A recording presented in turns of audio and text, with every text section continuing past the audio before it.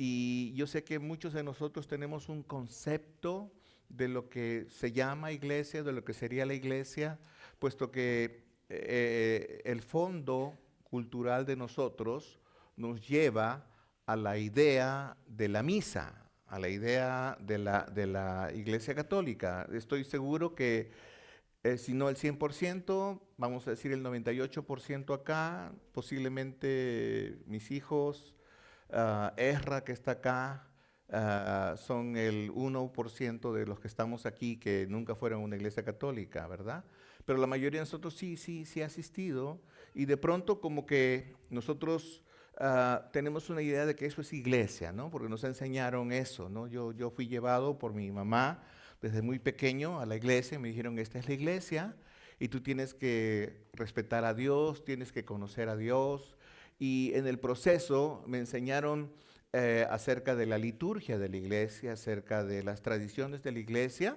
Y cuando uno crece en esto, uno crece respetuoso de la iglesia. ¿Es así o no es así? ¿Me equivoco o no me equivoco? ¿No? Crece respetuoso de sus tradiciones. Luego, en el proceso, uno va creciendo y de pronto ya la iglesia se convierte en un lugar de visita, a veces porque hay un funeral, a veces porque hay un matrimonio, a veces porque hay un bautizo o alguna otra cosa especial, pero en eso se convierte la iglesia. Muchos de pronto que nos apartamos de ese lugar, de esa casa que se dice que es iglesia. Ahora, para muchos de nosotros es el concepto de iglesia. Ahora, ¿pero qué es iglesia realmente? Ok, entonces, si nos ponemos a mirar en la tradición, como dije, vamos a tener esa idea que es la iglesia. Pero si nos ponemos a mirar en la Biblia, vamos a tener un concepto algo parecido, pero realmente muy, pero muy diferente. Muy, pero muy diferente.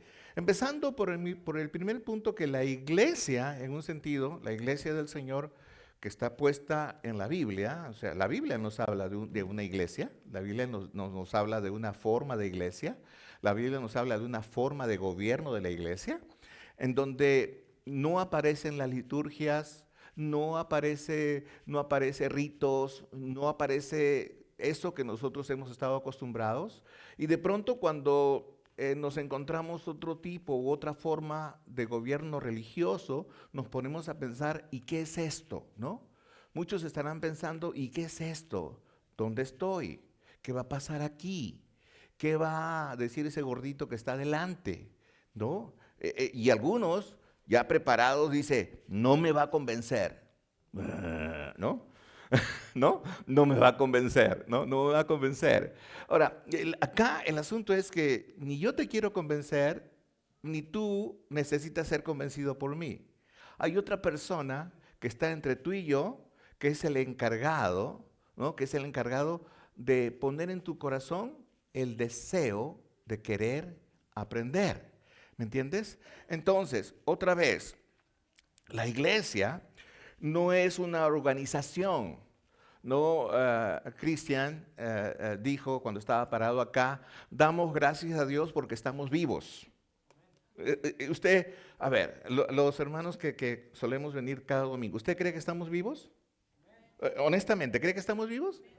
Después de ver esto hoy, ¿estamos vivos, no? ¿O no? Estamos vivos. Y estamos más vivos que nunca. Ahora, estamos vivos en medio de una generación que se muere, ¿me entiende usted?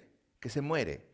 Esta generación se está perdiendo. Esta generación se está perdiendo, se está extraviando en todo aquello que es el abuso de las drogas, el abuso del sexo, el abuso y el abuso, el abuso, el abuso, el abuso, el abuso. Es una constante que aparece en todo el mundo. ¿Me comprende usted? Entonces, esta generación está perdida. Ahora, la iglesia es un organismo vivo compuesto de seres humanos que creen en la persona del Señor Jesucristo como su Salvador. Esa es la iglesia. Ahora, esa es la iglesia que dice la Biblia que es. ¿Me entiende usted? Entonces, en ese sentido, usted podría decir, ese tipo de concepto nos hace a todos cristianos, ¿verdad? Sí, sí es cierto, ¿no? El problema es esto. El problema es que algunos creen que Jesucristo es el Salvador, pero algunos dicen que creen que Jesucristo es el Salvador, y algunos están dispuestos a obedecer lo que otros creen. ¿Me comprende usted? Entonces ahí hay una dificultad, porque no todos nos identificamos plenamente con lo que debería de ser Cristo, puesto que creemos que le conocemos, pero no le conocemos. Entonces, para muchas personas, entonces empiezan a catalogar las iglesias. Por ejemplo, esta es una iglesia evangélica. Entonces, lo que todo el mundo diría, oye, allá no fuman, allá no bailan, allá no toman. ¿Cómo se llama la cerveza de moda? Ahí sí nadie toma, ¿no? ¿No? Entonces, ¿cómo? ¿Hoy tú sí tomas? No, estoy fastidiándote. Ok, estoy tratando de decir de que de alguna manera, ¿no? Siempre va a existir, ¿no? Siempre va a existir la idea de formar cierto prejuicio sobre aquellos que estamos adentro, ¿no? Frente a los que están afuera. Porque los que están adentro supuestamente debieran de ser mucho más santos, mucho menos pecadores que los que están afuera. Ahora, eso no es una verdad. Muchos de los que estamos adentro, todos los que estamos adentro, somos pecadores. ¿Estás de acuerdo conmigo o no? Y estamos aprendiendo. ¿Estás de acuerdo conmigo o no? Entonces, queremos que los que están afuera pasen para que aprendan lo que nosotros estamos aprendiendo. Ahora, pastor, ¿qué estamos aprendiendo? Estamos aprendiendo qué es ser un seguidor de Jesucristo genuinamente. Y eso tiene que ver con la idea de no prohibiciones. Si alguno que está acá en esta tarde puede decir si Dios le ha prohibido algo, no. En la iglesia no se prohíbe. Lo que la iglesia hace es orientarte para que sepas que esto o esto o esto te va a hacer daño. ¿Me entiendes tú? Te va a hacer daño. Y pues si no escuchas y te hace daño, no digas, no te dije. ¿Me comprendes? Entonces, en ese sentido, nosotros no tenemos un papa, no tenemos una dirección, un clérigo que diga, yo determino las cosas porque así va a ser. El jefe de esta iglesia, la cabeza de esta iglesia, se llama Jesucristo, ¿no? Es la cabeza de la iglesia, Él es el pastor de la iglesia. Nosotros somos sus seguidores. ¿Me entiende usted? ¿Ya? Yo no soy el dueño de la iglesia. ¿Ok? Yo solo soy un pastor que sirve a las personas que vienen a la iglesia. ¿Me entiende usted? Entonces, lo que Dios quiere es que las personas que están dentro de la iglesia vivan dignamente delante de Dios. ¿Ok? ¿Y qué cosa es vivir dignamente? Número 1, que aprendan a ser humildes, que aprendan a ser mansos, que aprendan a tener tolerancia y que aprendan a amarse unos a otros. En resumen, los que estamos aquí adentro estamos aprendiendo eso. Y déjeme decirle que eso no es fácil, porque la convivencia entre personas de diferentes culturas, con diferentes costumbres, a veces no se hace tan fácil. ¿Me entiende usted? Entonces comenzamos a aprender. Yo he aprendido mucho, por ejemplo, de comidas de México. Antes no conocía, no sabía. Mis amigos de la pandilla tortilla, yo les digo así porque estos bandidos se comen 20 tortillas cada uno en un desayuno, ¿no? Entonces yo no comía tortilla, bueno, hasta ahora, ¿no es cierto? ¿No? Y ellos me dicen, ustedes en Perú, yo soy peruano, entonces es mucho arroz y mucha papa. Nosotros somos de papa y arroz. México es tortilla y ¿qué más? Y frijol, ¿verdad? Y frijol, ¿no? Creo que El Salvador también, arroz. ¿Y El Salvador? ¿Cómo? Las pupusas. Uy, qué rico. Bueno, no sigo hablando de comida porque el estómago se está despertando y no quiero que se despierte mucho. Entonces, otra vez. Ahora, lo elemental de la iglesia, lo básico de la iglesia es la unidad en medio de la variedad. Ahora, en el libro de Hechos, que es un libro de la Biblia, es el primer libro después de los Evangelios, se habla de cómo comenzó la iglesia. Y la iglesia era una iglesia multicultural. Y le explico por qué era una iglesia multicultural. ¿Por qué? Porque en esta iglesia los primeros eran judíos convertidos del judaísmo al cristianismo. Después vinieron los griegos, después los romanos.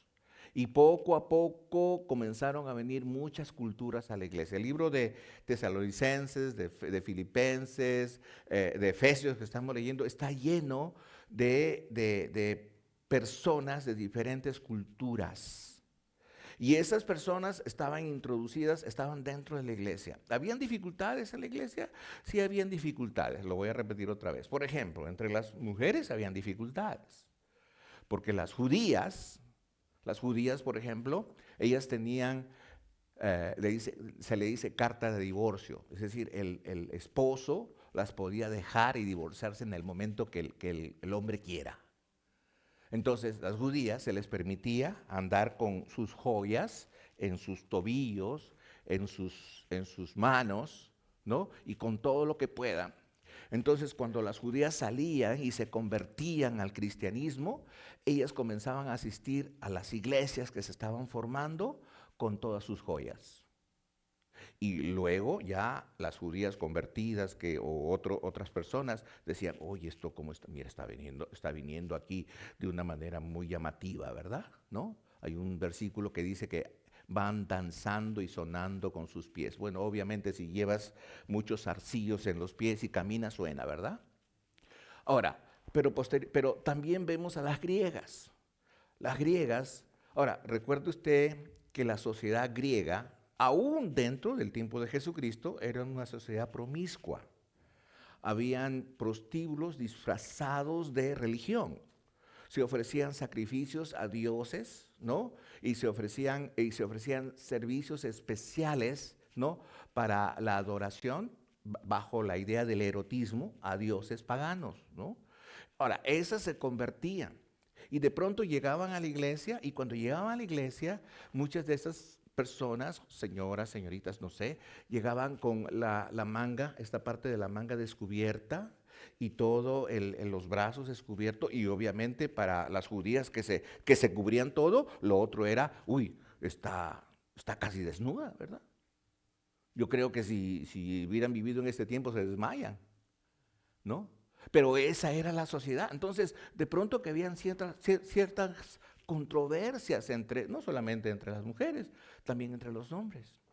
Entonces, lo que se proponía siempre era la unidad dentro de la variedad. La unidad dentro de la variedad. Y pues, eso es lo que nosotros vemos en este momento, ¿no? Todo el libro de Hechos habla de la unidad de la iglesia. ¿Para qué iba la gente a la iglesia en el libro de Hechos? Y quiero ser bien enfático en esto y lo voy a poner en 4 cosas bien pequeñas. Número 1, Hechos 1:14, yo se lo leo, dice así. Todos estos perseveraban unánimes en oración y ruego con las mujeres y con María, la madre de Jesús, y con sus hermanos. Recuerde que alguna vez les di el dato que había más de 100 mujeres aquí, en este sitio, ¿ok? Entonces, la iglesia tenía poder cuando comienza porque eran unánimes, perseveraban unánimes, ¿en qué? En la oración. La oración. Importantísimo. La iglesia se dedicaba a orar los unos por los otros. Pastor, ¿por qué oraban? Por las dificultades, por la economía, por las enfermedades que habían entre los hermanos o los familiares de las personas que iban a la iglesia. Ahora, era una oración conmovedora, era una oración de dolor, era una oración de agradecimiento, era una oración en donde todos unánimes tenían una sola idea. Oramos a Dios por estos motivos. Por eso dice, oraban unánimes, unánimes. O sea, todos estaban de acuerdo con la oración. Otra cosa, el libro de Hechos, capítulo 2, versículo 1, dice, cuando llegó el día de Pentecostés, estaban todos unánimes juntos, ¿ok? Era una iglesia que estaba dispuesta a esperar el poder de Dios. Estaba dispuesta a ver la manera como Dios se movía y ellos iban moviéndose de acuerdo a cómo Dios les enseñaba que tenían que moverse. Y por eso esperaban unánimes. Todos estaban juntos esperando. ¿Y ahora Dios qué va a hacer? ¿Qué es lo que creo que pasa en el pensamiento de muchos de ustedes que están en esta tarde acá? ¿Y ahora Dios qué va a hacer? Y Hechos 2:46 dice, y perseverando unánimes cada día en el templo y partiendo el pan en las casas, comían juntos, ¿no? Con alegría y sencillez de corazón. Otro, eran unánimes en el templo, unánimes, o sea, estaban dispuestos a asistir al templo. Ahora, recuerde que el templo no tenía un nombre. No tenía un nombre, decía el templo de San Benito, el templo de Santa Catalina, o el templo de Quincy. No, era la iglesia cristiana. Allí, esa era, no había otra. ¿Me entiende usted? Entonces todos asistían al templo. El número 4 dice, unánimes en la alabanza. Capítulo 4, versículo 24 de Hechos dice, y ellos habiéndolo oído, alzaron unánimes la voz a Dios y comenzaron a cantar. Interesante, ¿no? Venimos nosotros, cantamos, estoy seguro que muchos de ustedes no conocen las canciones que cantamos, ¿no? Pero en el universo de canciones cristianas hay muchísimas que usted puede conocer, pero lo cierto es que todos estaban unidos en la alabanza. Ellos levantaban sus voces para adorar a Dios. Entonces, el secreto del poder de la iglesia, cuando recién empieza, estaba en su unanimidad. Eran unánimes en la oración, en el poder, en asistir al templo y en la alabanza. Eso fue la iglesia al comenzar el libro de Hechos. Ahora, pero entonces, ¿para qué está la iglesia? Bueno, el Señor Jesucristo dejó una gran comisión. Le dijo a sus apóstoles, le dijo, vayan, en Mateo 20:28 dice, vayan, hablen de mí, compartan estas enseñanzas, bauticen a las personas, ¿no? Y ese es el trabajo de los primeros cristianos que tenían que hacer. Pero tenía que haber algo que verdaderamente sea el cimiento de todo esto. Y déjeme leer Efesios capítulo 3, versículo 7 al 19. Yo lo leo desde aquí, dice así. Para que Cristo habite por fe en vuestros corazones, a fin de que arraigados y cimentados en amor, seáis plenamente capaces de comprender con todos los santos cuál sea la anchura, la longitud, la profundidad y la altura, y de conocer el amor de Cristo que excede a todo conocimiento, para que seáis llenos de toda plenitud de Dios. Es un poco difícil de entender, posiblemente para algunos de nosotros sí. En resumen, lo que quiere decir es esto. Oye, mi hermano, si tú vas a la iglesia, lo primero que tienes que aprender es amar. ¿Por qué? Porque hay personas que están ahí que te van a amar a ti primero, sin esperar nada a cambio. Solamente te van a amar, es decir, van a expresar respeto, amabilidad, se van a acercar a ti, van a tratar de conversar contigo, van a preguntarte si de repente tienes alguna necesidad, van a buscar la manera como tú puedes sentirte cómodo en medio de nosotros. Pero eso es una parte del amor. Porque el amor más grande es el que tú conozcas a Jesucristo. Entonces, tú no puedes conocer a Jesucristo nomás porque yo te digo. Algo diferente pasa en la vida de aquellos que conocemos a Jesucristo. ¿Me entiende usted?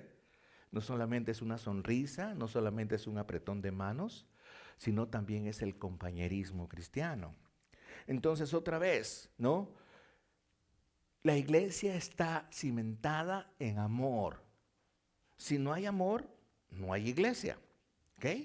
Ahora, para que este amor sea dirigido, sea bien entendido, para que este amor crezca en las diferentes magnitudes, ¿verdad? Crezca en tu casa, crezca en tu trabajo, crezca en tu vida. Entonces, allí, en el mismo libro de Efesios, capítulo 4, versículos 11 y 12, Dios establece por medio del Espíritu Santo establece una serie de personas que son capacitadas para dirigir la iglesia. Estamos hablando de la iglesia en Efeso. ¿Qué cosa dice? Y él mismo constituyó a unos apóstoles, a otros profetas, a otros evangelistas, a otros pastores y maestros. Entonces, cuando usted viene a la iglesia, usted normalmente se va a encontrar con algunos, nosotros le llamamos líderes o personas que estamos encargados de algunas áreas. Yo, por ejemplo, soy un pastor, estoy encargado. Mi trabajo es predicar el evangelio, mi trabajo es enseñar, yo trabajo aquí en la iglesia. Hermano José es uno de los diáconos de la iglesia.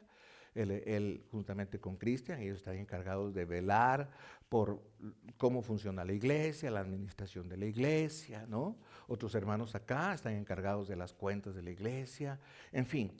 Y otros hermanos, mi esposa, por ejemplo, está en este momento, mi esposa y la hermana Verónica, ellos están con los niños cuando les toca a ti, vas con los niños abajo. Ahorita a mi esposa le tocó, está con los niños, están instruyendo a los niños en su tiempo, son maestros para niños. Los días jueves que venimos acá, yo estoy enseñando una lección bíblica, ¿no? Y Leiden y Cristian están enseñando a los hermanos que están en inglés, ¿no? Hay algunos aquí que están en inglés, chicos, chicas que están en inglés, están enseñando en la parte de arriba sus lecciones en inglés. ¿Ok? Ahora, ¿qué cosa quiere decir eso? Mire el versículo 12, dice, a fin de perfeccionar a los santos para la obra del ministerio, para la edificación del cuerpo de Cristo. Ahora, es posible que usted tenga una pequeña sonrisa en este momento, porque le voy a decir un chiste. Es posible que suene un chiste. En mi país, en el Perú, yo vengo de un país bastante tradicional. En mi país, por ejemplo, se venera mucho a Santa Rosa Lima. ¿Han escuchado hablar de Santa Rosa Lima? ¿Sí? ¿Han escuchado hablar de San Martín de Porres? ¿Sí? Ok, son los dos santos más importantes. Santa Rosa Lima, patrona de las Américas y de las Filipinas.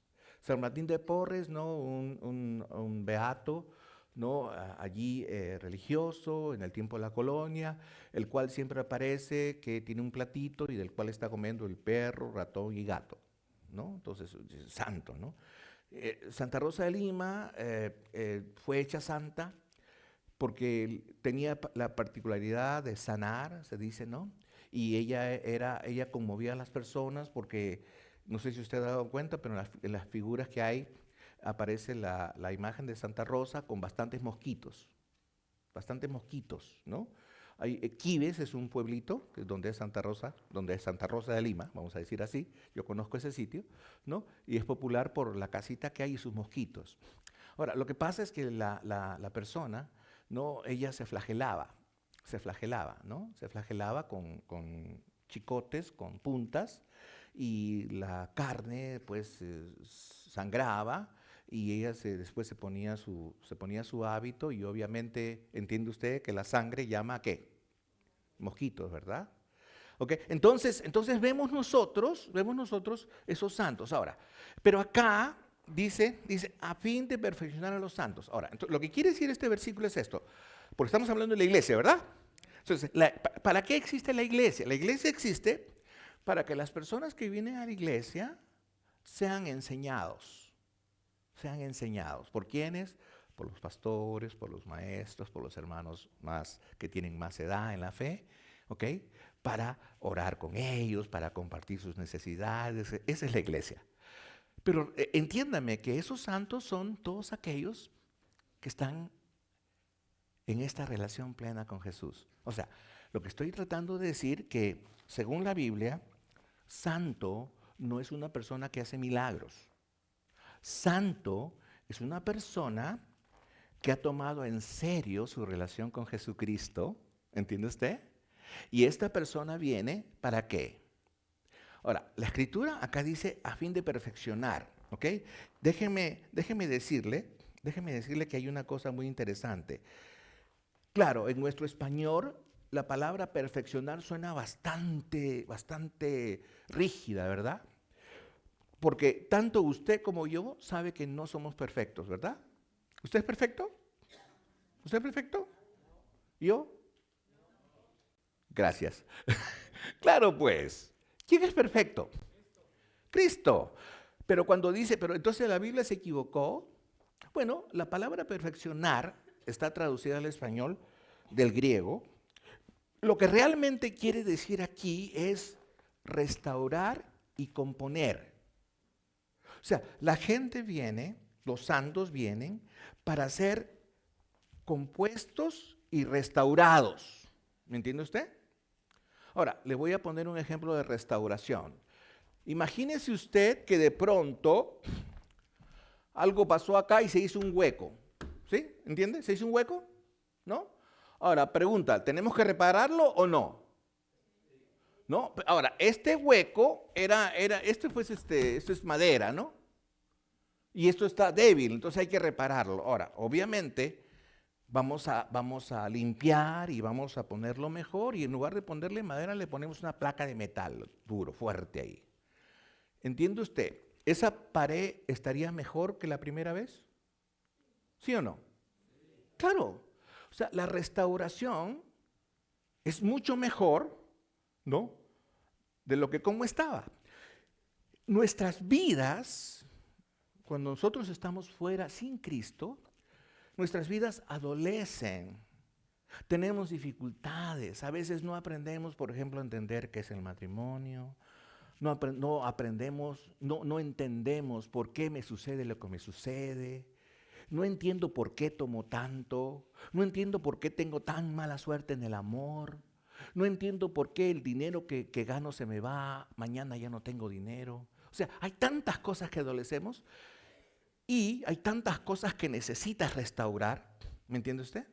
Entonces, la intención del versículo acá, cuando dice a fin de perfeccionar, es decir, a fin de componerte y restaurar. Eso quiere decir que la meta de la iglesia, escúcheme bien, la meta de la iglesia funcionando como debe funcionar, consiste en componer y restaurar. La meta de las personas que como somos líderes, pastores, personas que estamos acá, es componer y restaurar a las personas que vienen a la iglesia. ¿Me entiende usted? Si usted está pasando por dificultades, si usted está extraviado, nosotros tenemos la oportunidad de compartir con usted para redirigirlo y para que usted pueda enderezar sus pasos e ir como a Dios le gustaría que usted fuese. ¿Me entiende usted? Entonces, en ese sentido, la iglesia está trabajando. Ahora, pastor, ¿y para qué? Porque siempre la idea es para qué, y para qué, y para qué, y para qué. Déjeme darle la última explicación aquí. Efesios capítulo 4, versículos 13 al 16 nos dice el para qué.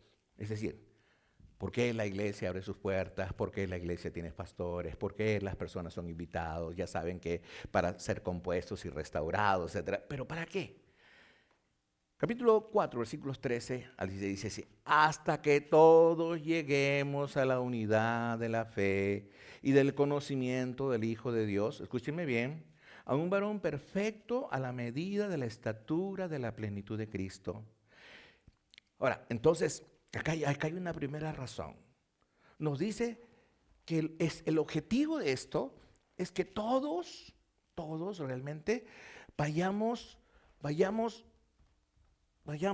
buscando el paralelo con la estatura, o sea, con la persona de Jesucristo. Nos vayamos pareciendo mucho más a Él. ¿Me entiende usted? ¿No? Nos vayamos pareciendo mucho más a Él. O sea, esa es la idea que Dios quiere. Que todas las personas que tienen este deseo de formar la iglesia nos parezcamos más a Cristo. Ahora, para eso Dios va a utilizar tu carácter. Dios no, alguien me habló el otro día, pastor, Dios quiere que, yo no sé, tengo que cambiar de carácter porque tengo un carácter tan explosivo y esto me pasa y siempre tengo problemas. Digo, Dios no quiere quitarte tu carácter. Si te quitas tu carácter, te matas, te mueres. Dios te diseñó con ese carácter. El problema no es tu carácter, el problema es que tú no sabes controlar tu carácter. Así que lo que necesitas es controlar tu carácter. Así que algunos somos temperamentales, coléricos, otros somos blanditos, parecemos sonsos, pero no. ¿Me entiende usted? Y cada uno tiene un carácter compuesto y dispuesto por Dios para su gloria. La cosa es que lo sepas a usar. Entonces, la otra cosa dice, el versículo 14 dice, para que ya no seamos niños fluctuantes llevados por doquiera de viento de doctrina. ¿Sabe qué son niños fluctuantes? ¿Recuerda usted cuando un niño está creciendo y tú le dices, si comes toda la comida te voy a dar un caramelo? ¿Cuántos de ustedes han hecho eso? Muchos, ¿verdad? ¿No? Sí. ¿Y usted se lo da? No. Entonces, ¿qué dice el niño? El niño no te dice ahorita, no, va creciendo. Mentiroso. Mentiroso. Pues eso es lo que pasa en el niño, ¿no? Si tú le prometes algo y no le das lo que le prometiste, es mentiroso. No te lo dice, pero lo guardó. Su banquito de datos aquí en su cerebrito, lo guardó. Y una cosa tonta, que a veces por una mala costumbre nosotros hacemos algo así, bueno, a veces no. Entonces, ¿qué sucede? El niño fluctúa. De pronto se va acostumbrando a la idea de que la gente no es sincera. La gente no está sincera. Y como consecuencia, en el proceso que crece, él tampoco es sincero. Ahora, los niños siempre dicen la verdad, pero son inmaduros, ¿o no? Porque son niños, pues son inmaduros. Vuelta, muchos de nosotros ya somos grandazos, viejos, y seguimos siendo inmaduros, como los niños. ¿Me entiende usted? Y por eso el versículo dice, ¿para qué te van a enseñar? Para que ya no seas un niño fluctuante, donde todo el mundo te cuenta un cuento y tú se la crees. Esa es la idea, ¿me entiendes tú? ¿No? ¿Por qué? Porque hay, dice acá, por estratagemas de hombres que para engañar emplean con astucias las artimañas del error. El mundo está compuesto de este tipo de personas que tratan de engañar, te tratan de seducir, tratan de motivarte a una tremenda equivocación contra Dios. ¿Ok? Y el punto que viene, el versículo 15 dice, sino que siguiendo la verdad en amor, crezcamos en todo aquel que es la cabeza, que esto es Cristo. Ahora, entonces, lo que nos dice la Biblia acá, de que la verdad está aquí en la palabra de Dios. Cuando nosotros seguimos, nosotros no tenemos que seguir al pastor, tenemos que seguir la verdad que dice el pastor que se encuentra acá. Y para que usted sepa que se dice la verdad, usted tiene que leerla para saber si el pastor dice la verdad o no. ¿Me entiende usted? Ahora, yo no me estoy cuestionando. Cuando yo me siento ahí como ustedes, yo también estoy pensando y buscando que lo que me están diciendo, obviamente creo que la persona que está acá tiene toda la mejor intención, pero yo tengo que comprobarlo, a ver si es cierto, ¿no? Entonces, todo lo que está acá en la Biblia es comprobable, ¿me entiende usted? Y por eso es que uno tiene que conocer la verdad. Y la verdad, y dice en la Biblia, en Juan 8 dice, y conoceréis la verdad, y la verdad os hará libres. Entonces, muchos de nosotros todavía estamos encerrados, muchos de nosotros todavía estamos en una cárcel espiritual. No conocemos esa verdad, porque solamente se nos presentó una manera de creer en Dios. San Juan 3:16, ¿qué cosa dice? Porque de tal manera amó Dios al mundo, que ha dado a su Hijo unigénito, para que todo aquel que en Él cree no se pierda, mas tenga vida eterna. Para todos ustedes que están acá, les voy a explicar la gran verdad de Dios. Primero, Dios no quiere que usted se pierda. Dios lo ama tremendamente. Dios no lo ama porque usted está aquí, ya lo amaba desde antes. Ya lo amaba desde antes. Pero lo que Dios quiere es que usted conozca a Jesucristo de tal manera que usted pueda ser libre de cualquier atadura, de cualquier circunstancia, de cualquier tipo de pecado que lo está maltratando. Eso es lo que Dios quiere. Pero sobre todo, Dios quiere que usted tenga la seguridad que cuando usted le conoce, Él nunca se va a apartar de usted. Y alguien me dice, y pastor, y eso es venir y ser parte de la iglesia, es venir y ser parte de Dios primeramente. Y cuando tú comprendes eso, lo primero que hacemos nosotros es mirar nuestra condición. Y nuestra condición antes de tener a Cristo era una condición de estar perdidos, sin Cristo. Estamos ajenos de la vida de Dios y estamos muertos en nuestros delitos y pecados. Y nosotros podemos ir ante el sacerdote y arrodillarnos y rezar un acto de contrición, un yo pecador, un me confieso a Dios, etcétera, etcétera. Y puedo rezar 30 Padre Nuestros, 80 Ave Marías, pero eso no nos perdona. Porque no hay ningún hombre en este mundo que tenga el poder de perdonar pecados. Pero cuando tú reconoces que eres pecador, entonces Dios tiene el poder para perdonar tus pecados una vez y para siempre. Y eso, confesar que eres pecador, entender que necesitas de Cristo, eso te hace entrar en una nueva relación con Dios. Y una vez que tienes eso, tú puedes ser parte de la iglesia. Y no necesariamente de esta iglesia, de la iglesia en México, de la iglesia donde a ti se te haga más cómodo estar, ¿me entiendes tú? Por supuesto, te queremos aquí. Pero en esta noche, ¿has escuchado que la iglesia es un organismo vivo? ¿Has escuchado que la iglesia tiene su punto de funcionamiento, cómo funciona? Y has escuchado que la meta de los líderes, de los que estamos dentro de la iglesia, es que las personas que vienen sean edificadas. Pero el ingrediente más importante es el amor, ¿no? Si hay edificación y no hay amor, de nada sirve, ¿no? Pero también has escuchado que tú también puedes ser parte de esto. Entonces, en esta noche, yo te quiero invitar de todo corazón a que tú te pongas a pensar y digas, ¿necesito de Cristo? ¿Sí o no? ¿Necesito empezar una relación con Dios? ¿Sí o no? Cierra tus ojos ahí donde estás. Cada ojo cerrado, cada rostro inclinado, nadie está mirando, solamente yo aquí. Y tú puedes decir en esta noche, Dios, yo te necesito, yo quiero arreglar mi vida, quiero mejorar mi situación delante tuyo.